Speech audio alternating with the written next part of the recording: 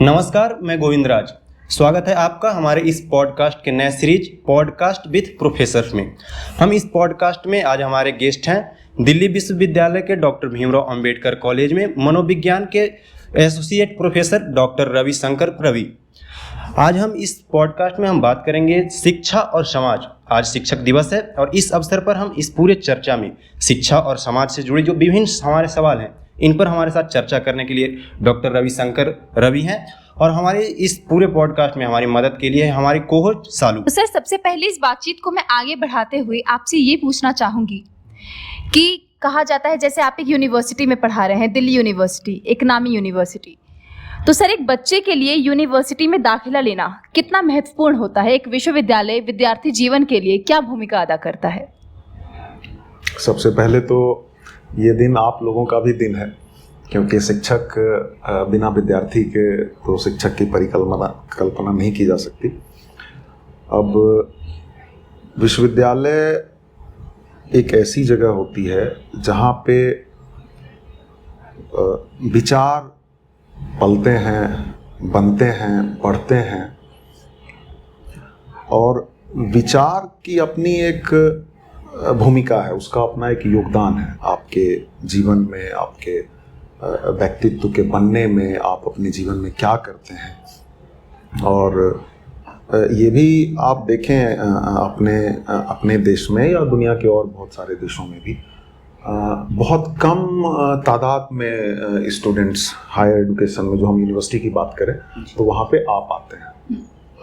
अपने देश में भी वो संख्या कम है। तो ये उस सेंस में तो ये एक लकी लॉट है जो यहाँ तक पहुँच पाए। इसको और बेहतर किया जा सकता है कि सब लोग जो भी पढ़ना चाहें, जो भी हायर एजुकेशन में आना चाहें, वो आ सकें।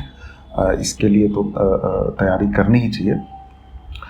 तो शिक्षा का उद्देश्य क्या है, एक सवाल तो ये उठता है। और बड़ी पुरानी बात है, देखिए नई बात, कोई बहुत नई बात, बेहतरीन बात कहना बड़ा मुश्किल होता है। बहुत सारी बेहतरीन बात कही जा चुकी है। शिक्षा बोलते हैं ना, नॉलेज वो चीज़ है जो आपको लिबरेट करे। अब हमें नॉलेज क्या है वो समझना होगा, लिबरेशन क्या है वो समझना होगा। तो नॉलेज के जो अलग अलग आयाम हैं, अलग अलग पहलू हैं, वो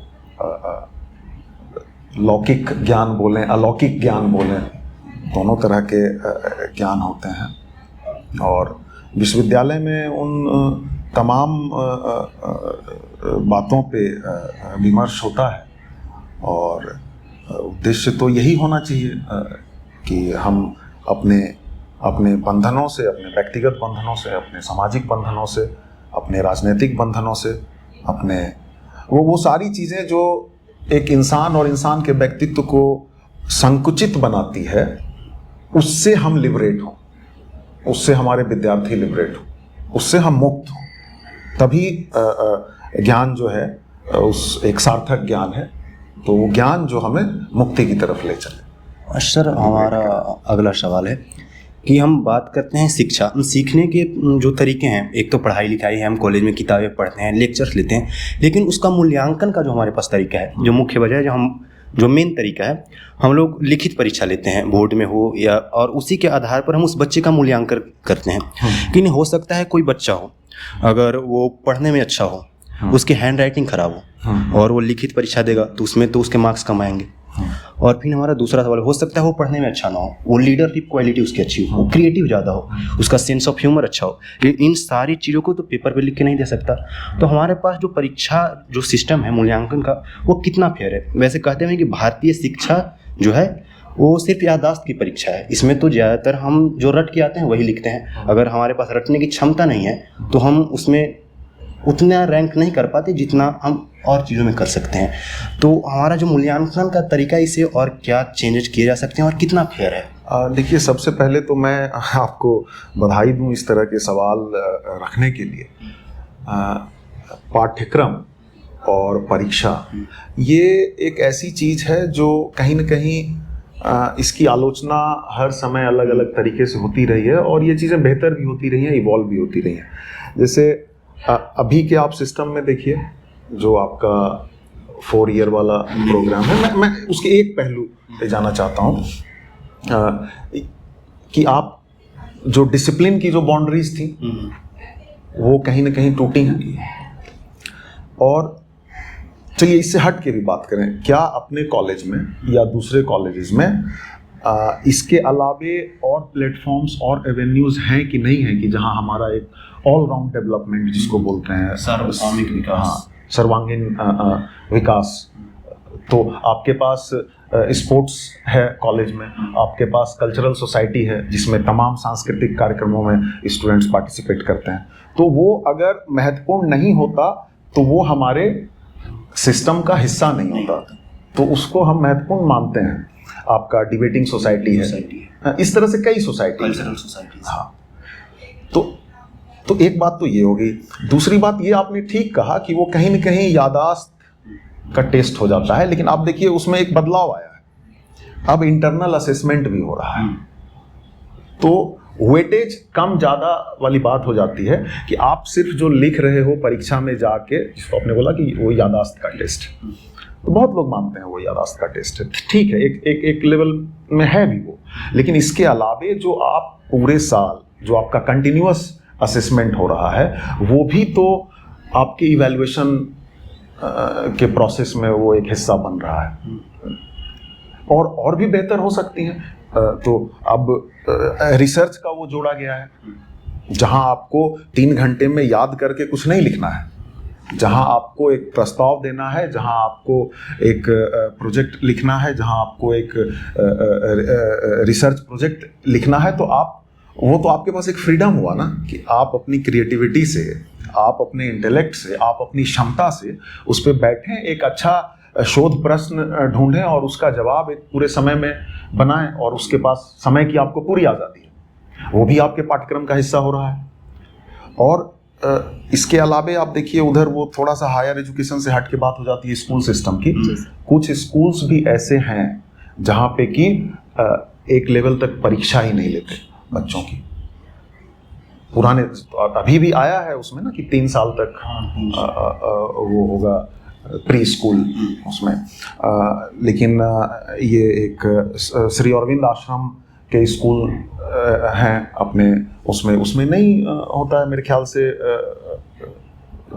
10वीं तक या 12वीं तक एग्ज़ाम नहीं होता है, और वो डिग्री मिलती है और वो दूसरे कॉम्पिटिटिव एग्ज़ाम देने के लिए वो एलिजिबल होते हैं। तो एक बात तो वो हो गई। अब हाँ, ये है कि अभी भी जो आपने सवाल उठाया है उसका मैं ये नहीं कह रहा हूँ कि मतलब ये जो मैंने बोल दिया वो उसका जवाब हो गया, लेकिन मैं कह रहा हूँ कि इस दिशा में काम हो रहा है और हम उम्मीद कर सकते हैं कि और भी हम बेहतर हों। हमारी पाठ्यक्रम की पद्धति, हमारे परीक्षा की पद्धति, हमारे मूल्यांकन की पद्धति में और सुधार हो और बेहतर हो। तो सर अब तीसरे क्वेश्चन की तरफ बढ़ते हैं। जैसा कि आप तमाम सेलिब्रिटीज़ को देखते होंगे, हमारे पास ऐसे तमाम उदाहरण हैं जिससे ये पता चलता है कि a single piece of paper cannot decide your future.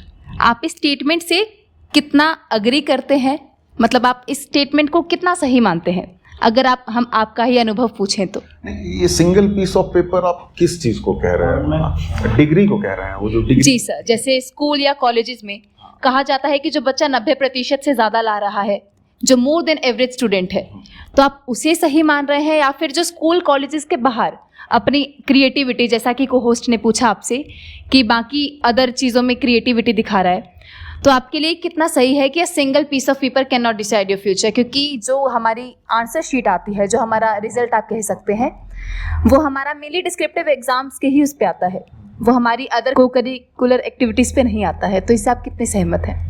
आप इस सवाल में कुछ जोड़ना चाह रहे हैं? मैं इस सवाल में जोड़ना ये चाह रहा था कि जो तमाम लोग होते हैं वो कहते हैं कि जो स्कूल कॉलेज की डिग्रियां हैं वो कोई काम की नहीं, उसे फाड़ कर फेंक दो। इसके अलावा जो आपकी सफलता है वो सिर्फ आपकी स्कूल कॉलेज के मार्क्स नहीं डिसाइड करते, इसके साथ बहुत सारी चीज़ें होती है। तो आप इस स्टेटमेंट से कितना एग्री करते हैं कि सिर्फ स्कूल कॉलेज ही नहीं, बहुत सारी चीज़ें हैं जहाँ से आप सीख सकते हो या अपने आप को एक्सप्लोर कर सकते हो? नहीं, मतलब अब मैं सहमत हूँ असहमत हूँ, ब्लैक एंड वाइट में इसका, इधर और में इसका जवाब नहीं हो सकता। ऐसा नहीं है कि वो पीस ऑफ पेपर है और वो वैल्यूलेस है।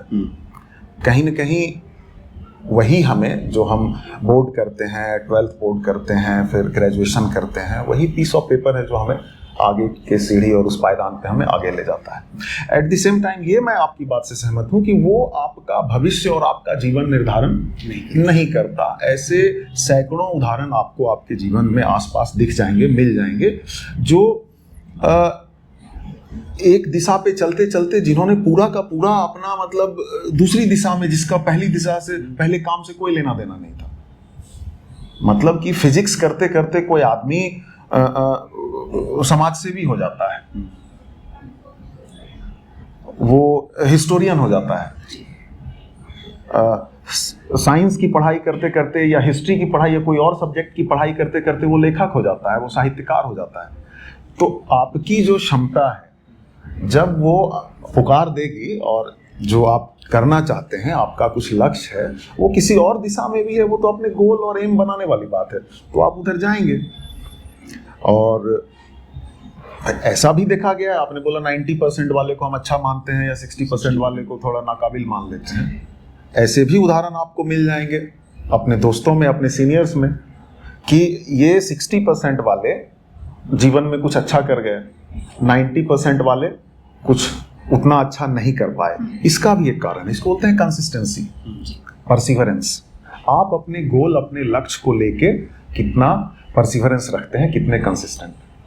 थोड़ा सा वो तो कुछ चीज़ों की एलिजिबिलिटी पूरी करने के लिए या कोई क्राइटेरिया है, उसको पूरा करने के लिए एक सर्टेन मार्क्स का प्रावधान है। तो आप ज़्यादातर उसमें देखेंगे कॉम्पिटिटिव एग्जाम्स में तो 50% या 55%, जो कि आज के उसमें मुझे लगता है कि मूल्यांकन पद्धति में के वो लीनियंट बोलूँ, मैं जो बोलूँ, जैसे पहले जो मार्क्स आते थे स्कूल कॉलेज में, उससे तो अब ज़्यादा आ रहे हैं ना। तो वो जो एलिजिबिलिटी और मिनिमम मार्क्स लेवल वाली बात थी, वो तो लोग अटेंड कर पा रहे हैं, तो वो कोई बहुत बाधा नहीं है। उतना करना भी चाहिए, थोड़ा पढ़ना लिखना भी चाहिए, एग्जाम भी देना चाहिए, और लेकिन हाँ, कम मार्क्स किसी वजह से किसी एग्जाम में आ गया, किसी की तबीयत खराब है, कुछ और कारण हो सकते हैं, पारिवारिक कारण हो सकते हैं, व्यक्तिगत जीवन की समस्याएं हो सकती हैं, वो किसी एग्जाम में अच्छा ना कर पाए, मार्क्स उसके कम आ गए, लेकिन वो कम मार्क्स आना 10-20% कम आ गए तो उसको जीवन में रोक लेगा आगे बढ़ने से या बाधा बन जाएगा, इस बात को भी मैं नहीं मानता। और जो आपने बोला ना कि मैं उसको किस तरह से देखता हूँ व्यक्तिगत तौर पे, आपका अनुभव कैसा रहा? नहीं, मैं खुद मतलब अलग अलग समय में मेरे प्रदर्शन, परफॉर्मेंस, एकेडमिक अलग अलग रहे हैं। स्कूल में अच्छा किया, उससे थोड़ा 12th में थोड़ा पुअर परफॉर्मेंस रहा, कॉलेज में और ख़राब किया, पोस्ट ग्रेजुएशन में अच्छा किया, फिर बाकी जो चीज़ें थी, फिर वो एक कंटिन्यूटी थी, उसमें कंसिस्टेंसी थी, तो वो और मेरे जैसे बहुत लोग हैं, और आपके भी सीनियर दोस्त यार आप पता करेंगे तो बहुत होंगे, तो ये कोई इतना मतलब हाँ, मतलब जो मैंने पहले बोला कि इधर और में इसका जवाब नहीं हो सकता, इसमें आपको दोनों तरह के उदाहरण आपको मिल जाएंगे।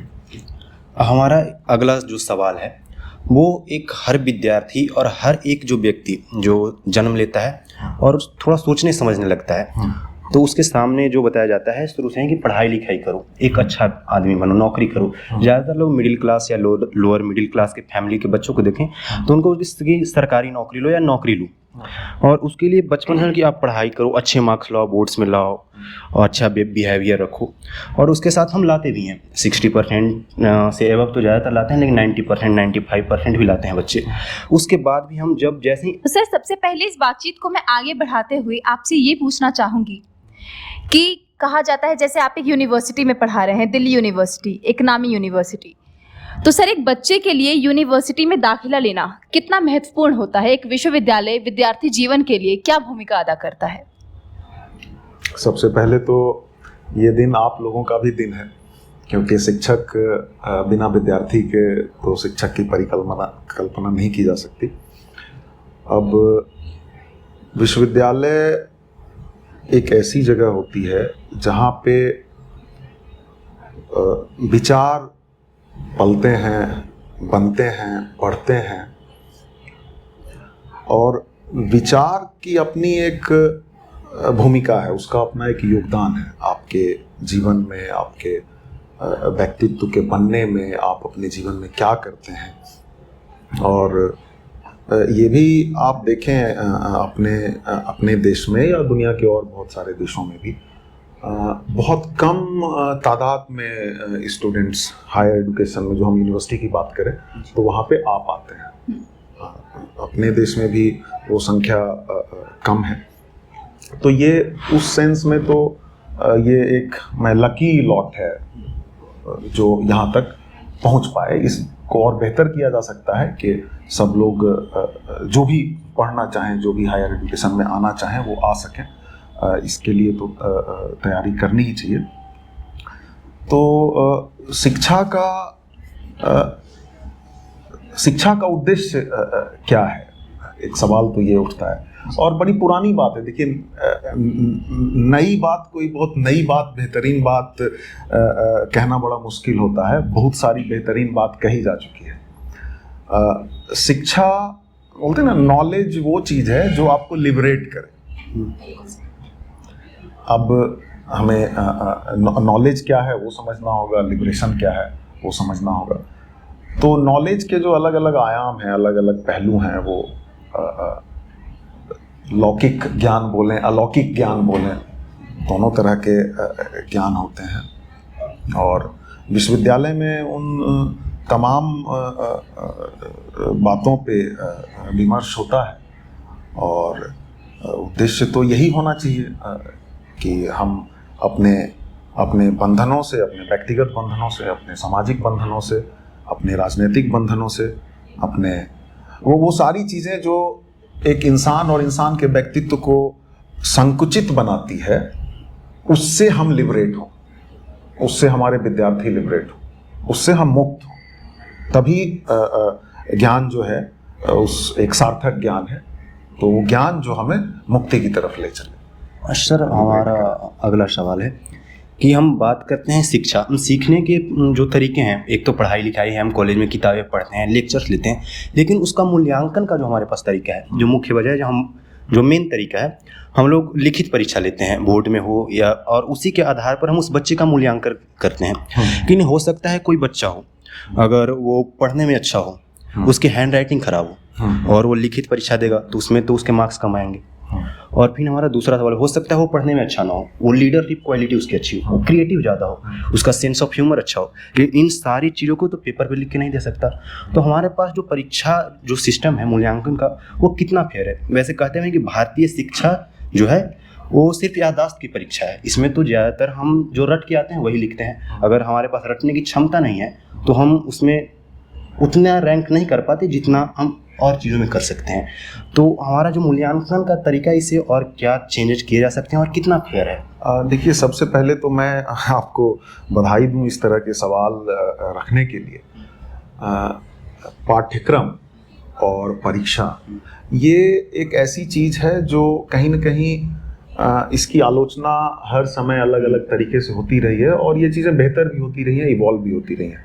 जैसे अभी के आप सिस्टम में देखिए, जो आपका 4 ईयर वाला प्रोग्राम है, मैं उसके एक पहलू पे जाना चाहता हूँ कि आप जो डिसिप्लिन की जो बाउंड्रीज थी वो कहीं ना कहीं टूटी हैं। और चलिए इससे हट के भी बात करें, क्या अपने कॉलेज में या दूसरे कॉलेजेस में इसके अलावे और प्लेटफॉर्म्स और एवेन्यूज़ हैं कि नहीं हैं कि जहां हमारा एक ऑल राउंड डेवलपमेंट जिसको बोलते हैं, सर्वसामयिक विकास, सर्वांगीण विकास। तो आपके पास स्पोर्ट्स है कॉलेज में, आपके पास कल्चरल सोसाइटी है जिसमें तमाम सांस्कृतिक कार्यक्रमों में स्टूडेंट्स पार्टिसिपेट करते हैं। तो वो अगर महत्वपूर्ण नहीं होता तो वो हमारे सिस्टम का हिस्सा नहीं होता, तो उसको हम महत्वपूर्ण मानते हैं। आपका डिबेटिंग सोसाइटी है, इस तरह से कई सोसाइटी है। हाँ, तो एक बात तो ये होगी। दूसरी बात ये आपने ठीक कहा कि वो कहीं न कहीं याददाश्त का टेस्ट हो जाता है, लेकिन आप देखिए उसमें एक बदलाव आया है, अब इंटरनल असेसमेंट भी हो रहा है।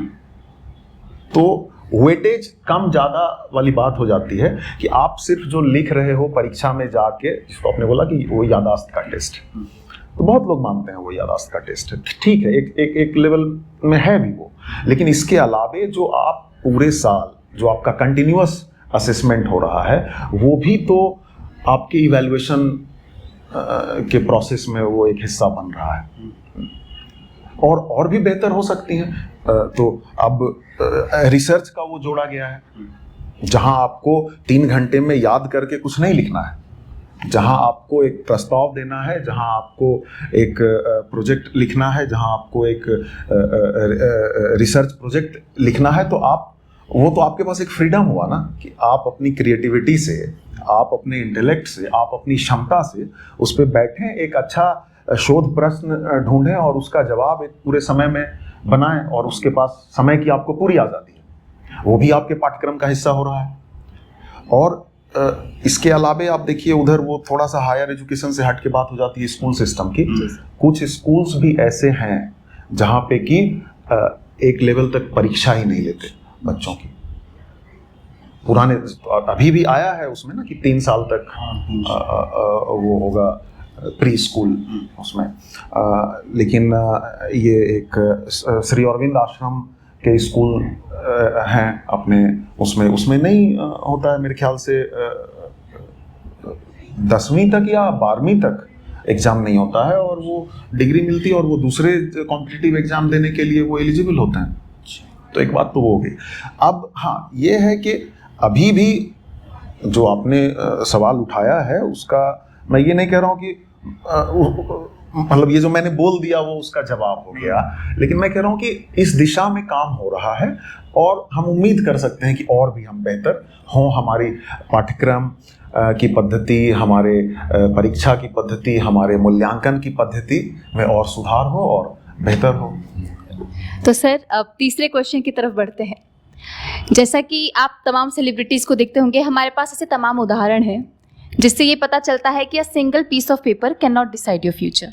आप इस स्टेटमेंट से कितना अग्री करते हैं, मतलब आप इस स्टेटमेंट को कितना सही मानते हैं, अगर हम आपका ही अनुभव पूछें तो? ये सिंगल पीस ऑफ पेपर आप किस चीज़ को कह रहे हैं? डिग्री को कह रहे हैं, वो जो डिग्री? जी सर, जैसे स्कूल या कॉलेजेस में कहा जाता है कि जो बच्चा 90% से ज़्यादा ला रहा है, जो मोर देन एवरेज स्टूडेंट है, तो आप उसे सही मान रहे हैं, या फिर जो स्कूल कॉलेजेस के बाहर अपनी क्रिएटिविटी, जैसा कि को होस्ट ने पूछा आपसे कि बाकी अदर चीज़ों में क्रिएटिविटी दिखा रहा है, तो आपके लिए कितना सही है कि a single piece of paper cannot decide your future? क्योंकि जो हमारी आंसर शीट आती है, जो हमारा रिजल्ट आप कह सकते हैं, वो हमारा मेनली डिस्क्रिप्टिव एग्जाम्स के ही उस पर आता है, वो हमारी अदर जुड़ेंगे और भी विषयों की जानकारी हम आपको देंगे, और आशा करते हैं कि सभी विद्यार्थियों के लिए एक प्रभावशाली संदेश होगा। धन्यवाद।